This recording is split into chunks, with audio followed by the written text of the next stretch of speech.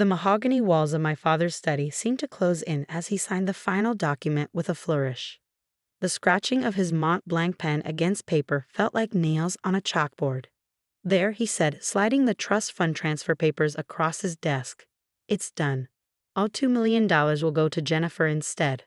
My name is Emma Chen, and at 28, I was being written off by my family for the last time. My sister Jennifer stood by the window, trying to hide her triumphant smile as she watched our father disinherit me. Emma, my mother sighed from her perch on the leather armchair, if you just gone to law school like your sister, if you just applied yourself.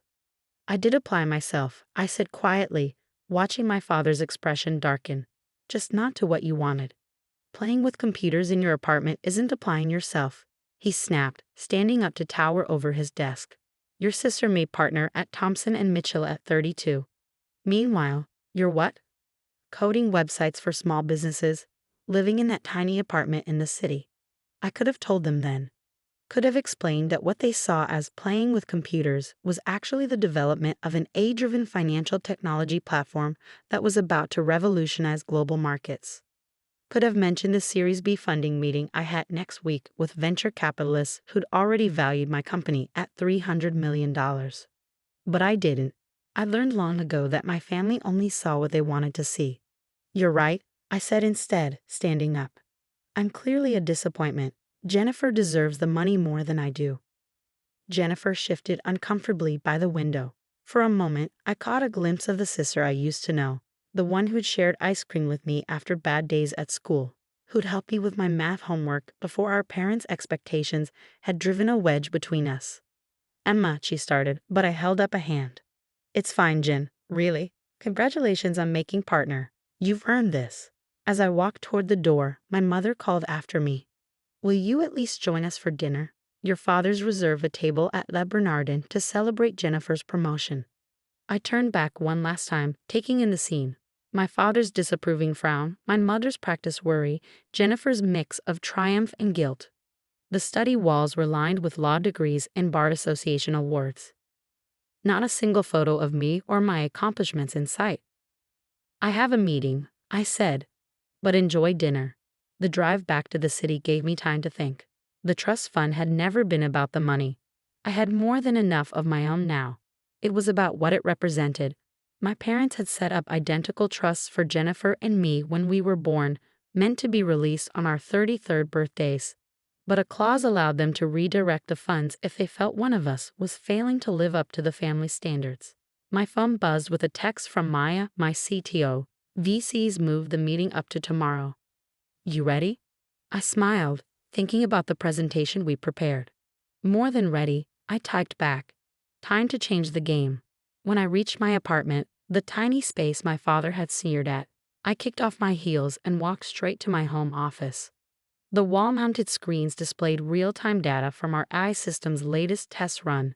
Numbers scrolled past, each one representing another successful prediction, another validation of what we built.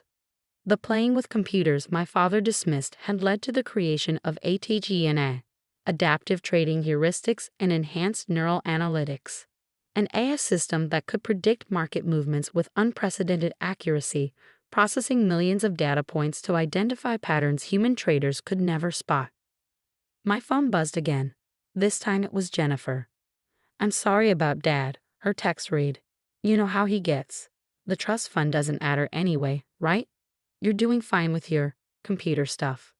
I stared at the message, noting how even Jennifer's attempt at kindness came with a subtle dismissal of my work. Thanks, Jen, I replied. Enjoy dinner. Turning back to my screens, I pulled up the pitch deck for tomorrow's EC meeting. The numbers were staggering. Our beta testing had shown ATGNA outperforming traditional trading algorithms by 312%. Major banks were already quietly reaching out, hoping to get early access to the technology. A soft chime announced an incoming video call from Maya. Her face appeared on one of the screens, her usual energy somewhat subdued. Hey, she said, how'd it go with the family?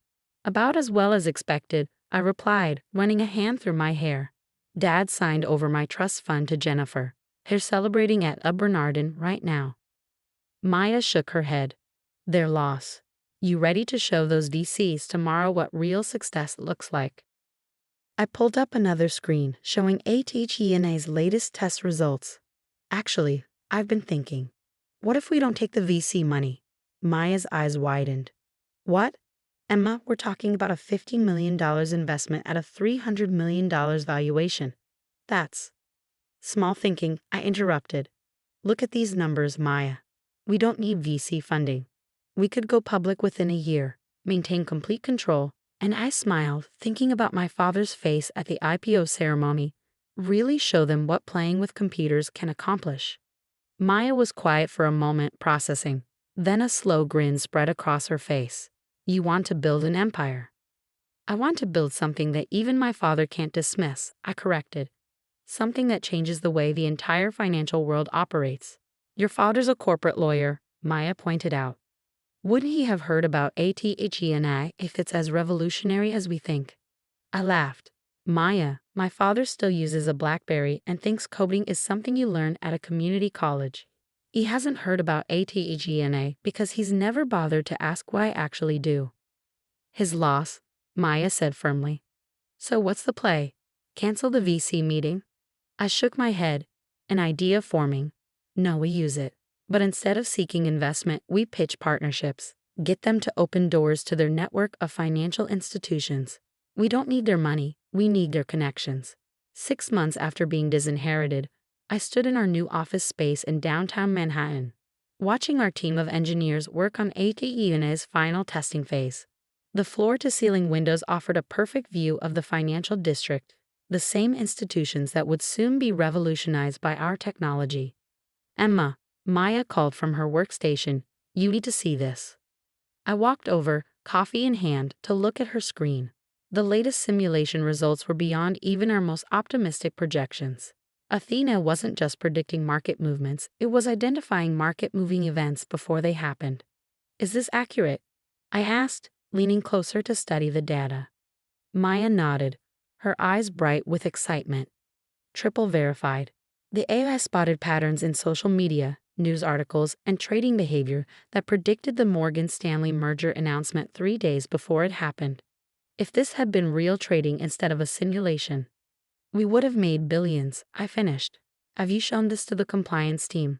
That's the best part, she said, pulling up another screen. Everything's completely legal. Athena isn't using insider information. It's just better at connecting publicly available data points than any human could ever be. My phone buzzed. A text from Jennifer.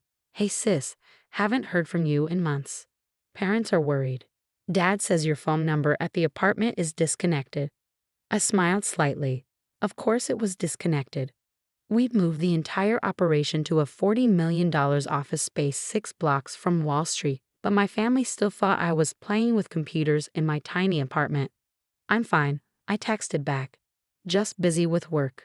Another buzz, this time from our head of legal, David. SEC meeting confirmed for next week. They're interested in the compliance protocols. That was an understatement. When word had gotten out that we were developing something revolutionary in the fintech space, the SEC had practically begged for a meeting. They wanted to understand our technology before it hit the market. Smart of them, really. Ms. Chen. Our receptionist's voice came through the intercom. There's a Mr. Thompson here to see you. He says he's from Thompson and Mitchell. My heart skipped a beat. Thompson and Mitchell, Jennifer's law firm. One of the largest corporate law firms in the city. Send him in, I said, straightening my blazer. James Thompson himself walked through the door, senior partner and my sister's boss. He looked exactly like the kind of lawyer my father admired. Silver-haired, perfectly tailored suit, exuding old money confidence. Ms. Chen, he said, extending his hand. Thank you for seeing me without an appointment. I hope to forgive the intrusion.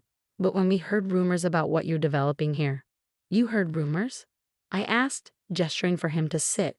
From whom? He smiled diplomatically.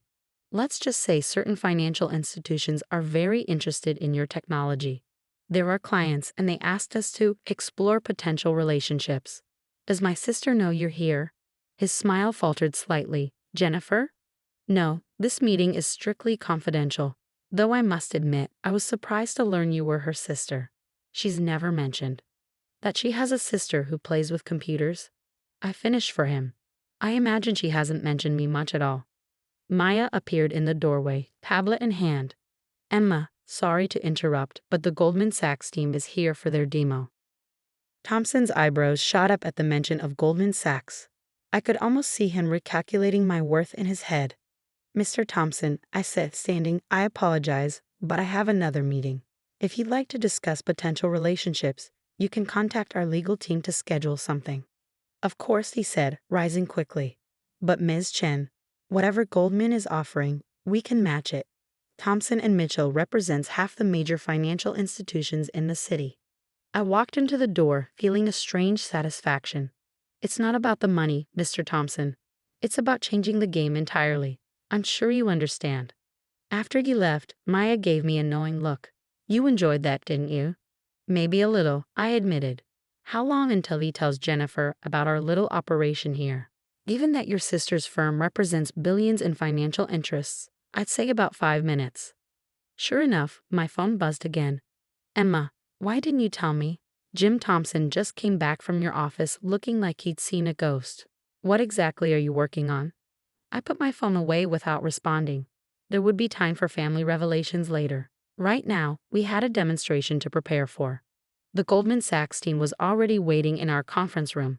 5 executives in expensive suits, trying not to look too eager. Their presence here was a coup. Getting Goldman as an early partner would open every door in the financial world. Ladies and gentlemen, I began, standing at the head of the table. What you're about to see will fundamentally change how the markets operate. But first, I need you all to sign these NDAs. The morning of our IPO, I stood in front of my mirror adjusting my suit. Chanel, not that my parents would recognize the difference. The Wall Street Journal sat on my desk, our company's impending public offering splashed across the front page. ATE and AI set to launch biggest tech IPO of the year. Expected valuation, $800 million. My phone had been buzzing nonstop for days. First Jennifer, then my mother. Finally, even my father had tried to reach out. I'd let their messages pile up unanswered. They'd all be at the ceremony today anyway. The invitations had gone out weeks ago. Ready for this? Maya asked, appearing in my office doorway.